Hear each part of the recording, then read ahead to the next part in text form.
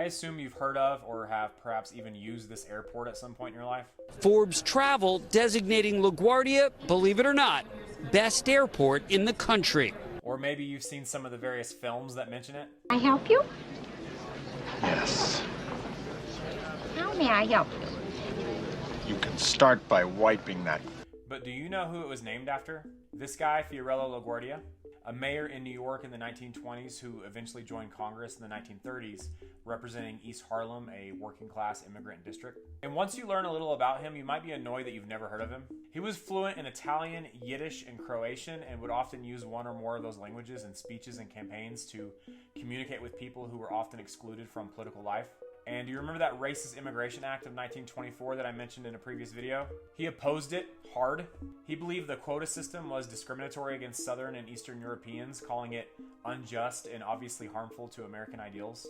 As a congressman, he represented his constituents the best he could by always fighting for fair wages, better housing, and labor protections. He rode the subway to work, spoke passionately about run-of-the-mill issues, and saw politics as a way to directly improve the lives of ordinary people.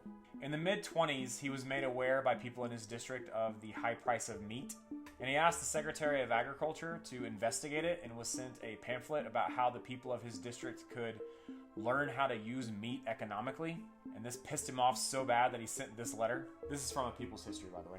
I asked for help and you send me a bulletin. The people of New York City cannot feed their children on department bulletins. Your bulletins are of no use to the tenement dwellers of this great city. The housewives of New York have been trained by hard experience on the economical use of meat. What we want is the help of your department on the meat profiteers who are keeping the hardworking people of this city from obtaining proper nourishment. I think it's time that we start unearthing stories about people in our history that did this sort of thing.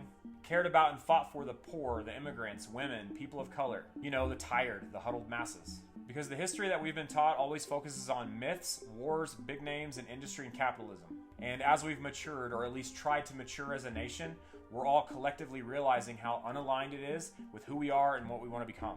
And by we, I'm referring to those of us who aren't afraid to take a critical look at our supposed exceptionalism.